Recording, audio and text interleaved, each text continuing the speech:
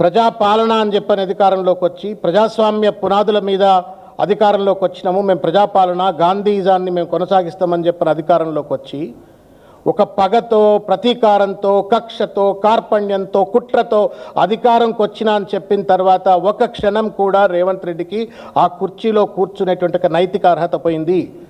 ప్రజల పట్ల ప్రేమ ఉన్నాడు, ఇచ్చిన వాగ్దానాలను అమలు చేయటం పట్ల చిత్తశుద్ధి ఉన్నాడు, ప్రజాస్వామ్యం పట్ల గౌరవం ఉన్నాడు, పేద ప్రజల పట్ల ప్రేమ ఆప్యాయత ఉన్నటువంటి వాడు మాత్రమే పాలకుడిగా ఉండడానికి చలామణి అవుతాడు తప్ప ఒక ఫ్యాక్షన్ మనస్తత్వంతో ఒక పాలగాండ్ల లెక్క వ్యవహరించేటువంటి ఒక వాడు ముఖ్యమంత్రిగా ఉండడానికి అర్హత లేదు. ఆ అర్హత నిన్న రేవంత్ రెడ్డి మాటల తర్వాత కోల్పోయిండు అని చెప్పని బీఆర్ఎస్ పార్టీ తరఫు నుండి మేము భావిస్తూ ఉన్నాం. ముఖ్యంగా I wanted to question Rahul Gandhiji. తెలంగాణలో భారత్ జోడో యాత్ర కానీ దేశవ్యాప్తంగా భారత్ జోడో యాత్ర చేసినప్పుడు రాహుల్ గాంధీ గారు ఒకటే ఒక మాట చెప్పిండ్రు, మీడియా సోదరులందరికీ కూడా గుర్తే ఉంటుంది. మై నఫరత్ కే బాజార్ మే మొహబ్బత్ కా దుకాన్ కోలుంగా అని చెప్పిండు. నిన్న కూడా నేను వింటా ఉన్నా, బీహార్లో ఎక్కడో మాట్లాడుతూ I'm in the quest of truth అని, నేను సత్యాన్వేషిని అని చెప్పని మాట్లాడిండు. రాహుల్ గాంధీ ఏమో మై నఫరత్ కే బాజార్ మే మొహబ్బత్ కా దుకాన్ కోలుంగా అంటాడు. ఆయన అనుచరుడుగా పేరుంది, ఆయన అనుచరుడుగా ముఖ్యమంత్రి కుర్చీలో కూర్చున్న రేవంత్ రెడ్డి ఏమో పగతో, ప్రతీకారంతో రగిలిపోతా ఉన్నాడు కేసీఆర్ గారి పట్ల. తెలంగాణ రాష్ట్రం సాధించిన ఒక మహానుభావుడి పట్ల, 10 సంవత్సరాల పాటు ముఖ్యమంత్రిగా పనిచేసినటువంటి ఒక తెలంగాణ పెద్ద ఆయన పట్ల కసితో నేను అధికారంలోకి వచ్చినా అని చెప్తాడు. Don't you see this is a contradiction?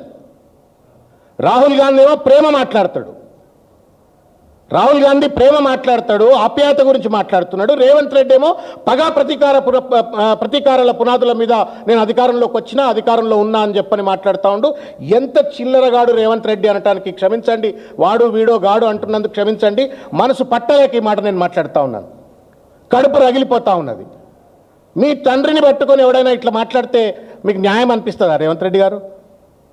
ఒకవేళ సోనియా గాంధీ గారి పట్ల నువ్వంటే అన్నావు సిగ్గు ఎగ్గులేనోడు కాబట్టి బలిదేవత సోనియా గాంధీ అని చెప్పని నువ్వు అన్నావు, అయినా మళ్ళీ పోయి ఆమె కాళ్ళ దగ్గర కూర్చున్నావు, ఆమె ప్రాపకం కోసం పనిచేసి నువ్వు పార్టీలో ముఖ్యమంత్రి అయినా అది వేరు ముచ్చట. ఒకవేళ ఇవాళ బీఆర్ఎస్ పార్టీకి చెందినటువంటి ఒక కార్యకర్తలో, వేరే పార్టీకి చెందిన కార్యకర్తలో, మల్లికార్జున్ ఖర్గేనో లేకపోతే సోనియా గాంధీనో మన్మోహన్ సింగ్నో నువ్వు మాట్లాడుతున్న భాష కనుక మాట్లాడితే కాంగ్రెస్ పార్టీ కార్యకర్తలు బాధపడరా? సిగ్గుందా నీకేమన్నా? ఇంగితం ఉన్నదా నీకేమన్నా?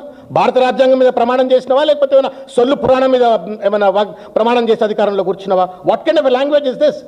ఎవడన్నా మానవత్వం ఉన్నాడు అంటాడండి ఈ మాట? మా ప్రభుత్వం ఏర్పడిన రోజే బొక్కబోర్ల పడి మక్కలు కొట్టుకున్నాడు అని చెప్పని. కేసీఆర్ గట్టోడు అండి, నిజంగా శారీరకంగా గట్టోడు, మానసికంగా కూడా గట్టోడు, చాలా గట్టోడు. నార్మల్గా ఎవరైనా ఆయనకైనా మానసిక గాయాలు కావచ్చు, వెన్నుపోట్లు కావచ్చు, అనేక రకాలైన ఆటుపోట్లు తట్టుకొని ఇంతకాలం రాజకీయం ఎవరు చేయరు. గుండె ధైర్యం ఉన్నటువంటి వాడు, తెలంగాణ పట్ల ప్రేమ ఉన్నాడు కాబట్టి ఎట్లయినా తెలంగాణను సాధించాలని సాధించిండు, వచ్చిన తెలంగాణ అభివృద్ధి చేయాలని అభివృద్ధి చేసిండు. మళ్ళా కూడా మూడోసారి ముఖ్యమంత్రి అయి తెలంగాణను గాడిలో పెడతా అని చెప్పని నిలబడ్డాడు.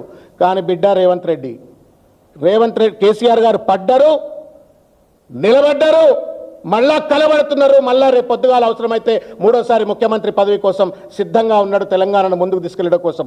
నువ్వు కింద పడితే బిడ్డ శాశ్వతంగా మంచం మీద పండుకుంటావు. నువ్వు నిజంగానే కనుక కేసీఆర్ గారు కింద పడ్డట్టు పడితే శాశ్వతంగా కింద పండుకుంటావు. ఎందుకంటే కోటాను కోట్ల మంది యొక్క ప్రజల ఆశీర్వాదాలు కేసీఆర్ గారు వెంట ఉన్నాయి. ఆయన లేచి నిలబడ్డాడు, మళ్ళీ కలబట్టడానికి సిద్ధంగా ఉన్నాడు. నువ్వు కింద పడితే నువ్వు చేస్తున్న దాష్టికాలకు, పాపాలకు, నువ్వు నడిపిస్తున్న బూతు రాజకీయానికి ఒక్కడంటే ఒకడు మీ ఇంట్లో కూడా నేను అయ్యో పాపం అన్నారు. దయచేసి గుర్తుపెట్టుకోవాలి రేవంత్ రెడ్డి. వయసు అంటే కూడా గౌరవం లేదు. ఏం రాజకీయం అనేవి? రాజకీయాలు ఉంటాయి, పోతాయి. You should behave like a statesman, at least after sitting on the chair of a chief minister. ఓ చిల్లరగాని లెక్క మాట్లాడుతూ ఉన్నావు. ఇది ఎంతవరకు న్యాయం అని చెప్పని ఇవాళ ప్రశ్నిస్తూ ఉన్నాను. And I'm demanding, Rahul Gandhi గారు దయచేసి రేవంత్ రెడ్డిని సరి చేయండి. He's not only destroying the political ecosystem of Telangana, but is also destroying the Congress party. ఒక ప్రజాస్వామ్యవాదిగా అన్ని రాజకీయ పార్టీలు ఉండాలనుకుంటాం. ఒక రాజ్యాంగ స్ఫూర్తితో, ప్రజాస్వామ్య స్ఫూర్తితో అన్ని రాజకీయ పార్టీలు ఉండాలనుకుంటాం. కానీ అటు కాంగ్రెస్ పార్టీని నాశనం చేస్తూ ఉన్నావు, తెలంగాణ రాజకీయ వ్యవస్థను నాశనం చేస్తూ ఉన్నావు. ఇప్పటికే రాజకీయ నాయకులంటే అంతో ఇంతో మొత్తం గౌరవం తగ్గిపోయింది. ఆ ఉన్న కాస్త గౌరవం తగ్గేటువంటి ఒక చిల్లర బూతు పురాణం మాట్లాడుతున్నట్టు రేవంత్ రెడ్డి నీ వైఖరి మార్చుకోవాలా, ఆయన వైఖరి మార్చాలా అని చెప్పని నేను రాహుల్ గాంధీ గారిని, కాంగ్రెస్ పార్టీ యొక్క అధిష్టానాన్ని